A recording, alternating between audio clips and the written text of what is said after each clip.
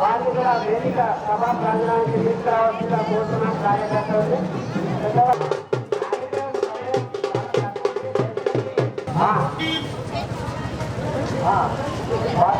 వాళ్ళు కూడా అదే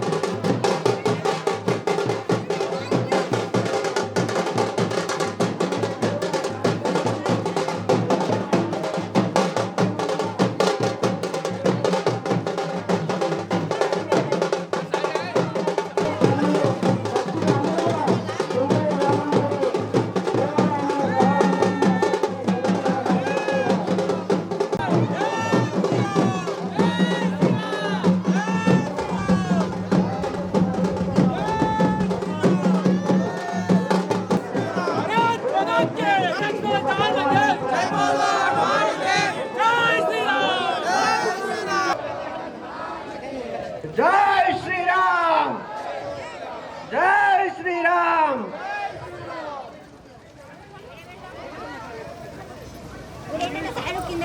వారికి కార్యకర్తలు సహకరించాల్సిందిగా కోరుతున్నాం. ఇక్కడ ఇంకా సంగి కూడా వెళ్ళేటప్పుడు మళ్ళీ బస్సు వెళ్ళేటప్పుడు అక్కడ పెట్టిద్దాం. దయచేసి సహకరించండి.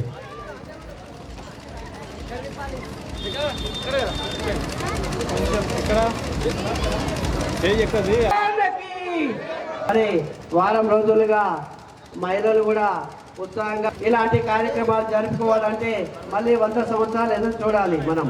కాబట్టి మన యొక్క కార్యకర్తలు కూడా వారికి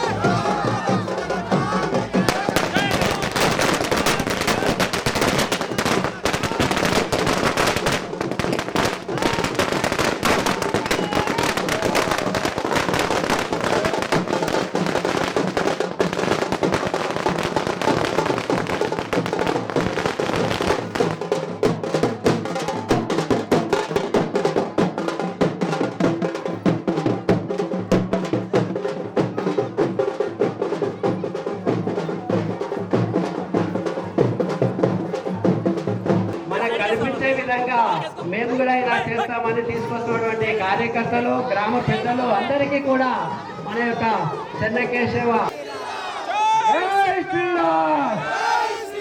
జై బోలో హనుమానికి, రామ లక్ష్మణ జానకి.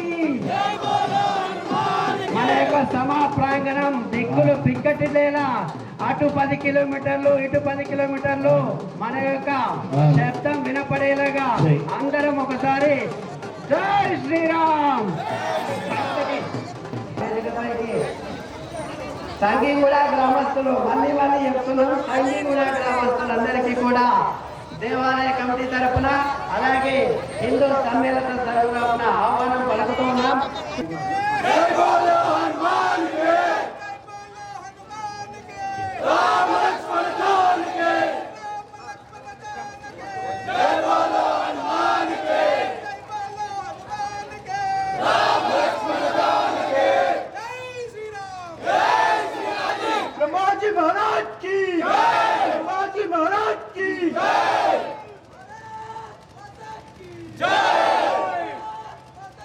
అన్నలు, తమ్ముళ్ళు, అక్కలు, చెల్లెళ్ళు బయట నిలబడి కార్యక్రమాన్ని చూస్తున్నారు.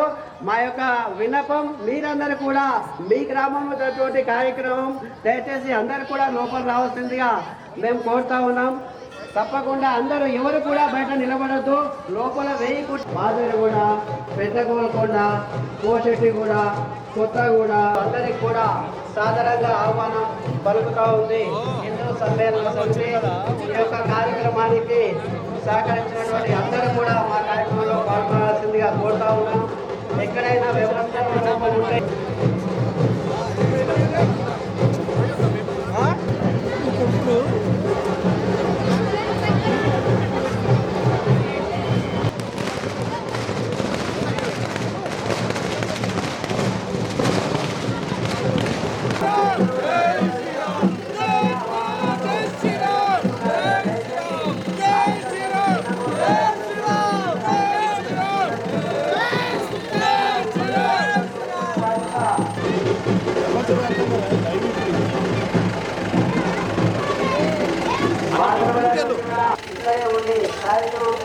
వరకు ఉండాలి. ఎవరు కూడా బయటకు వెళ్ళదు. ఇంకా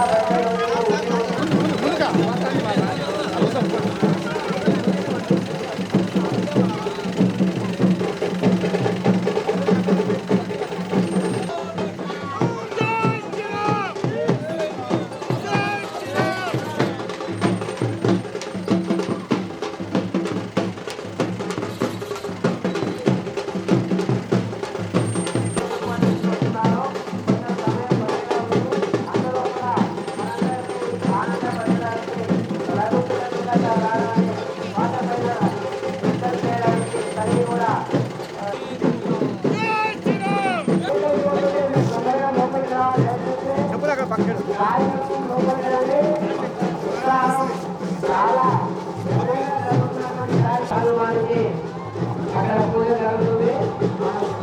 వేదిక దగ్గర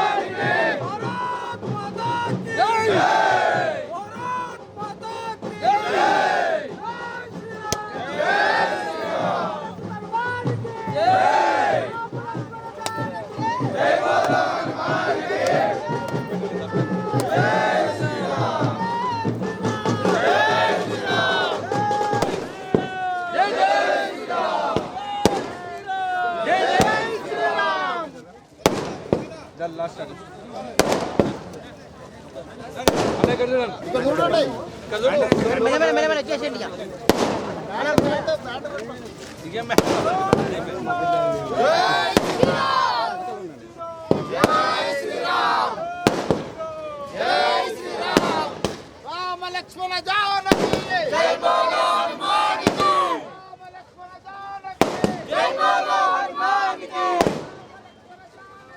జై బోలో హనుమాన్ కి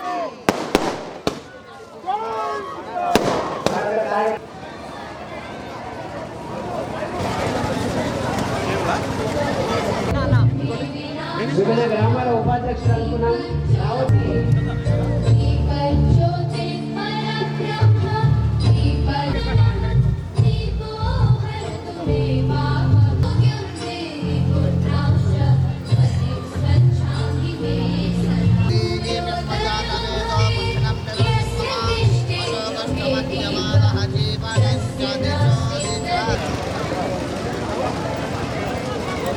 ఆస్థాన కవిగాను అలాగే తిరుమల తిరుపతి దేవస్థాన ప్రవచనకర్తగాను ఆధ్యాత్మికత వ్యక్తి తన ప్రవచనాలతో నాస్తికులను కూడా ఆస్తికులుగా మార్చగల గొప్ప శక్తి ఆయన సొంతం.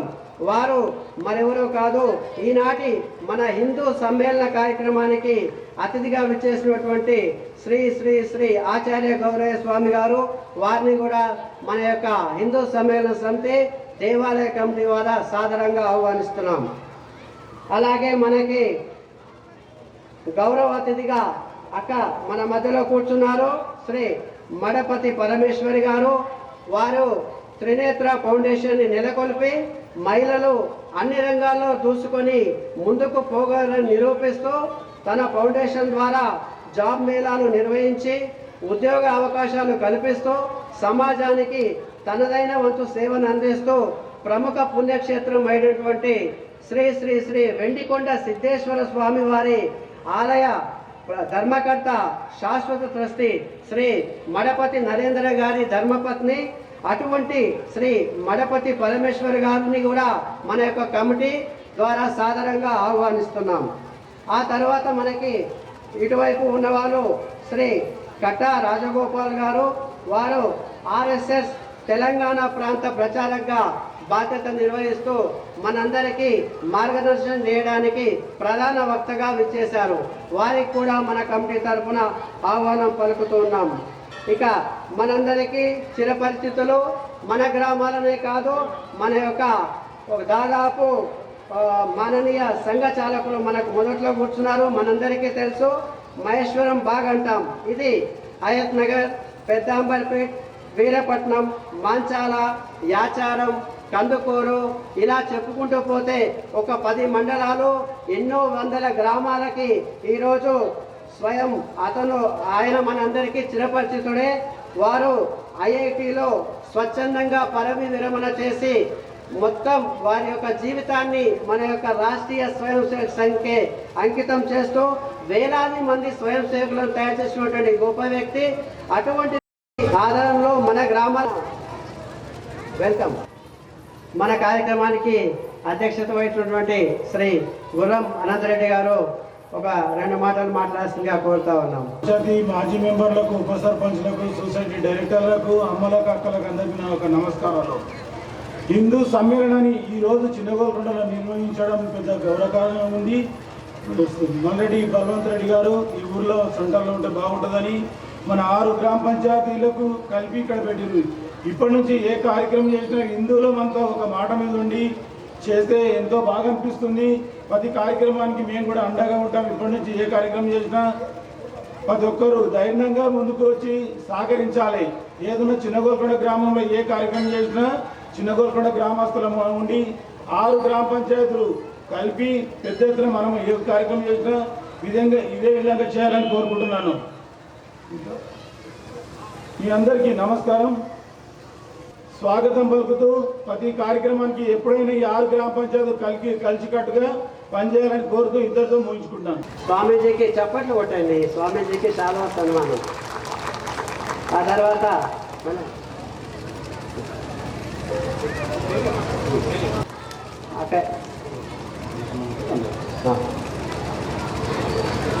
అధ్యక్షుల వారికి మిగతా వారికి కూడా సన్మానం చేస్తుంది. అక్కడ స్వామీజీ గారి చేత మరి అధ్యక్షుల వారికి సన్మానం జరిగింది, మనందరం చూసాం. అలాగే మనకి వారు శాలువా సన్మానం చేస్తున్నారు, అందరూ చప్పట్లు కొట్టచ్చు. అలాగే మనకి ప్రధాన వక్తగా విచ్చేసిన గ్రామం, అలాగే మనందరికీ మార్గదర్శనమైనటువంటి బలవంతన్న గారికి కూడా మరి శాలువా సన్మానం జరుగుతుంది.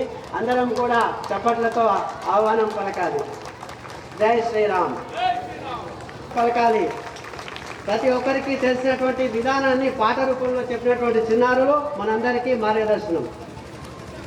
ఔరయ్య స్వామి గారికి, గురం అనంతరెడ్డి గారికి, రాజగోపాల్ గారికి, జిల్లా ఆర్ఎస్ఎస్ సంచాలక్ బలవంతరెడ్డి గారికి, అలాగే హిందూ బంధువులందరికీ కూడా ఇక్కడ ఉన్నటువంటి చాలా ఆనందం వేస్తుంది. హిందువులంతా ఒకే చోట ఇలా సంబరాలు జరుపుకోవడం.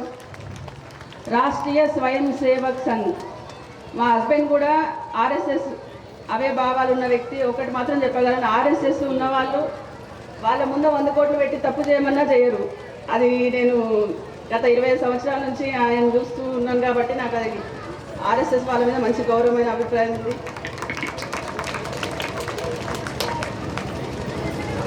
కానీ మధ్యయుగంలో తొచ్చుకొచ్చాయి. హిందుత్వాన్ని విచ్ఛిన్నం చేయాలనే కుట్రలో భాగంగానే ఇవి జరిగాయి. గుణకర్మలను బట్టి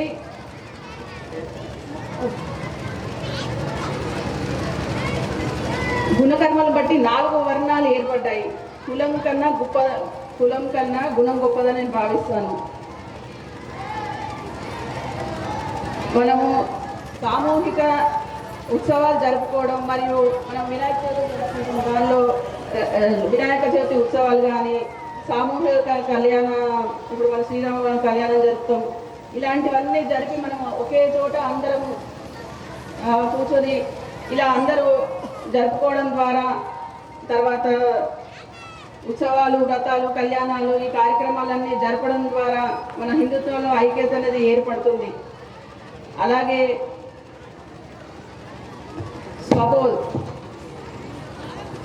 స్వబోధ అనేది మన సంస్కృతి.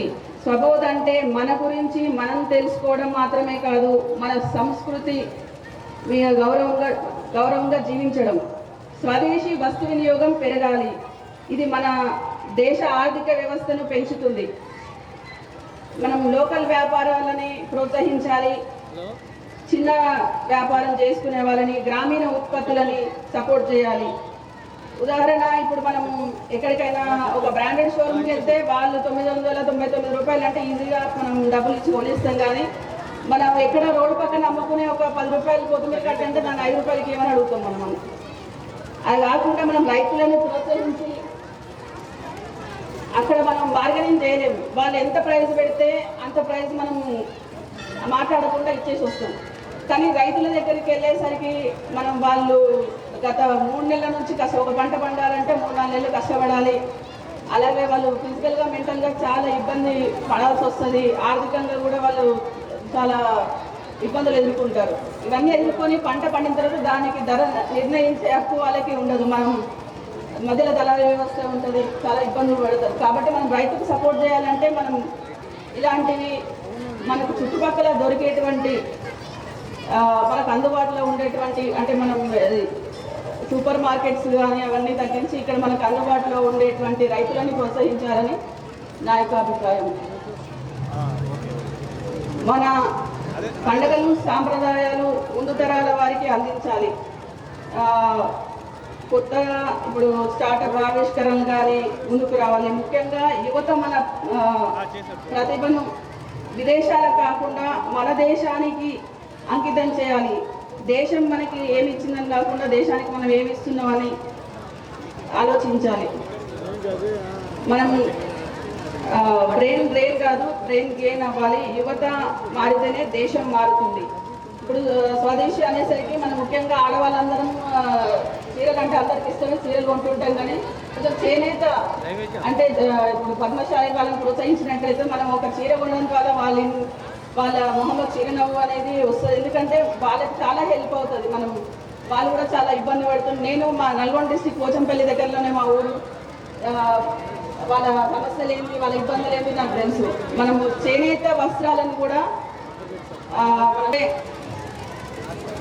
దేశానికి మనం చేయాల్సిన బాధ్యతలు హక్కులు అడగడమే కాదు, ముందు విధులు నిర్వర్తించడం.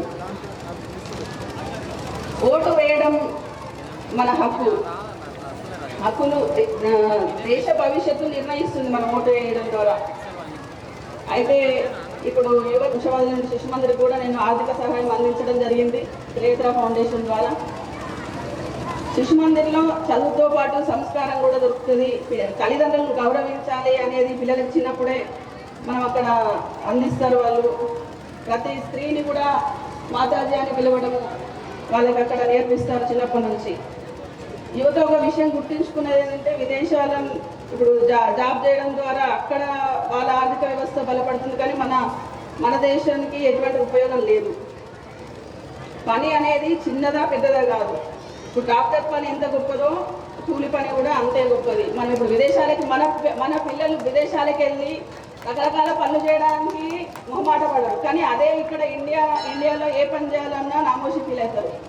అట్లా కాకుండా మనం ఏదో చదువుకున్నాం, ఇప్పుడు ఇంజనీరింగ్ చేసినామో అది డాక్టర్ జాబ్ రాలేదని ఇబ్బంది పడకుండా మనం 10 మందికి ఉపయోగపడి 10 మందికి ఉపయోగాలు కల్పించేటువంటి పనులు చాలా ఉన్నాయి. స్టార్టప్ ఐడియాస్ ఏదైనా చేసి మనం ఇంకొక 4గురికి ఉపాధి కల్పించవచ్చు. అలాంటి వైపు యువత ఆలోచించాలని నా యొక్క అభిప్రాయం. ఇక పర్యావరణానికి వస్తే నాకు చాలా ఇష్టమైన టాపిక్ పర్యావరణం. అంటే చిన్నప్పటి నేను ప్రతి స్టేజ్ పైన ప్రతి స్పీచ్లో మా నాన్నని గుర్తు చేసుకుంటా. నాన్న ఆయుర్వేదిక్ డాక్టర్ ఉండడం వల్ల నేను చెట్లను చూస్తూనే పెరిగిన, చెట్లను నాతో నాటించడం కానీ అవన్నీ చేస్తూ ఉండేవాళ్ళు. పర్యావరణం అంటే చెట్లు, ప్రాణాలు, ప్రకృతి, జలం, అగ్ని, భూమి, నీరు, ఆకాశం, జీవులు అన్ని పర్యావరణంలో భాగమే. వసుదైక జీవనం శ్రేయం ప్రకృతి పూజ్య సదా. మనం ప్రకృతిని మనం ఏదైతే ఇలా గౌరవిస్తామో ఎంతైతే ఇప్పుడే మనం ఒక పిల్లల పాట ద్వారా మనకు చాలా వివరంగా చెప్పిండ్రు. చెట్టు ద్వారా ఎటువంటి ఉపయోగాలు ఉంటాయి, మనం ఎటువంటి చెట్టు ద్వారా మన పుట్టిన నుంచి చావు వరకు మనకి చెట్టు ఏ విధంగా ఉపయోగపడుతుంది అనేది. మన హిందూ సాంప్రదాయంలో చెట్లను పూజించడం కూడా మనకు పెద్దలు నేర్పిండ్రు. మనము వేప చెట్టును పూజిస్తాం, రావి చెట్టును పూజిస్తాం.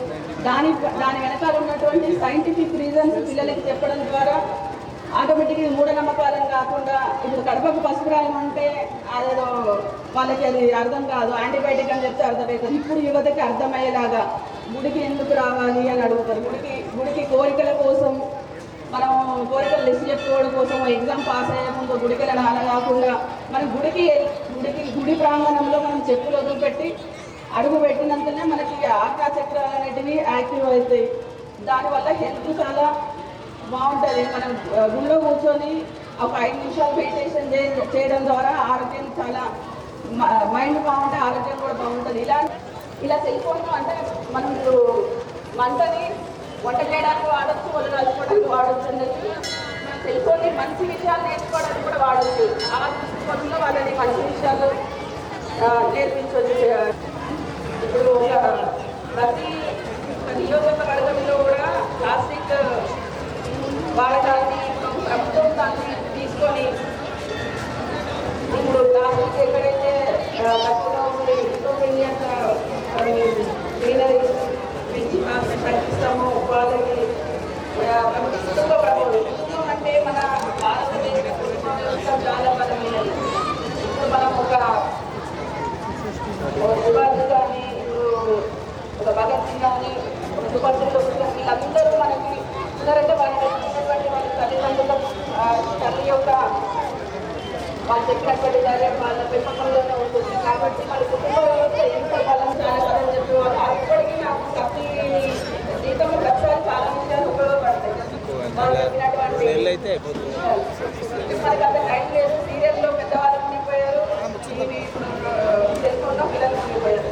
అది కాకుండా ప్రతిరోజు మనం రోజు ఎంత బిజీగా ఉన్నా కూడా ఒక 30 మినిట్స్ అయినా పక్కన ప్రేమగా పలకరించుకుంటే ఆటోమేటిక్గా వాళ్ళు ఇంకొక వైపు అంటే ఇప్పుడు మనం ఎక్కువనే ఉంటాం సమాజంలో. లవ్ లాంటి ఇలాంటివన్నీ జరుగుతున్నాయి. దాంతో పాటు సెల్ఫ్ దేవతలాగా మన పెద్దలు అంటే ఎక్కడైతే మాతృమూర్తులు స్త్రీలను పూజింపబడతారో అలాంటి రాజ్యం, అలాంటి గ్రామం, అలాంటి దేశం ఎంతో ఉన్నతికి వెళ్తుందని దీని యొక్క అర్థం. అలాంటి ఒక సొంతంగా మేము అబలం కాదు సబలమని నిరూపిస్తూ మన అక్కయ్య గారు మేము కూడా పరివర్తన కుటుంబ విలువలు పోతూ చాలా చక్కగా సందేశం ఇచ్చినటువంటి అక్కయ్య గారికి మరియు వారందరికీ స్ఫూర్తిగా తీసుకొని మహిళలందరూ ఎదగాలని ఈ యొక్క కార్యక్రమం ఏనుగు దేవేందర్ రెడ్డి గారు పెద్దగోల్కొండ, కొత్త సచ్చిదానంద రెడ్డి గారు శంకరాపురం, కుమ్మరి నరసింహ గారు పేరు ఊళ్ళ పేరు తెలుసు కాబట్టి పేరు చెప్తున్నాను. దయచేసి మీరందరూ తొందరగా స్టేజ్ పైకి రావాలి. బొమ్మ కమలాకర్ గౌడ్ గారు పిఎస్సిఎస్ చైర్మన్, అలాగే దుబ్బచర్ల యాదగిరి గారు, అలాగే కమ్మదనం వెంకటేష్ గారు మరియు వటల జనార్దన్ గారు, కొత్త శ్రీకాంత్ రెడ్డి గారు, గోల్కొండ మాజీ సర్పంచ్. దయచేసి పెద్దలందరూ అనుకున్నారు. ఇంకా పేర్లు రాని వారు అలాగే కార్యకర్తలు ఎవరు కూడా ఏమనుకోవద్దు. ఎందుకంటే మన యొక్క కార్యక్రమం హిందూ సమ్మేళన కార్యక్రమం ఇది. కాబట్టి దీంట్లో పేరు రాకపోయినా పిలకపోయినా మనందరం పాల్గొంటే మన యొక్క జన్మ ధన్యమైనట్లే. అలాగే వివిధ గ్రామాల నుంచి వచ్చినటువంటి పెద్దలు కూడా చాలా మంది ఉన్నారు. దేవాలయ కమిటీ వైస్ చైర్మన్ తిప్పని బాలరెడ్డి గారిని కూడా సన్మానం చేయాల్సిందిగా కోరుతా ఉన్నాము. బాలరెడ్డి అన్నగారు కూడా కొంచెం ఆరోగ్యం సహకరించకపోయినా మనందరికీ ఉదయం నుంచి వెంకటేష్ సార్ మీరు వేయించుకోవాలి. సన్నిధిలో సన్మానం చేసినట్లే స్వామీజీ గారిని కూడా బాలరెడ్డి గారిని ఆశీర్వదించారు. చూడండి అన్నగారు. కాబట్టి ఈ కార్యక్రమం అయిపోయింది. ఇప్పుడు వెంకటేష్ అన్న వెళ్ళాలి. మనకు చంద్రారెడ్డి గారికి సన్మానం అన్న మీరు నరసింహన్న అందరు రావాలి. ఎందుకంటే మనకు అదృష్టం పిలిచి సన్మానం చేయించుకుంటున్నాం. రామగల్ల నరసింహ గారు కూడా స్టేజ్ పైకి రావాల్సిందిగా కోరుతున్నాం.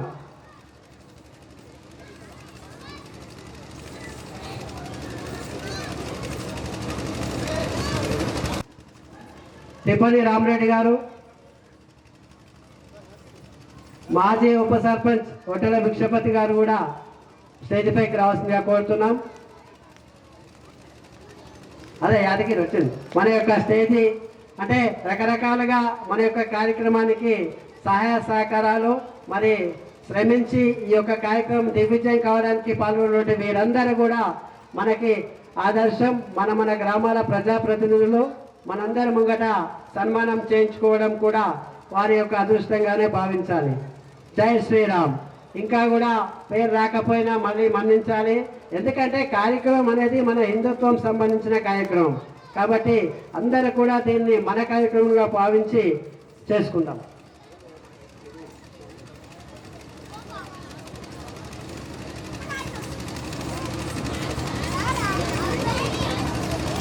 ఒక నిమిషం, చిన్న సాంకేతిక లోపం సరి చేస్తున్నాను. మీరు సిద్ధంగా ఉండండి మన యొక్క సాంస్కృతిక కార్యక్రమం చేయడానికి. చెప్పండి కొట్టండి ఒకసారి.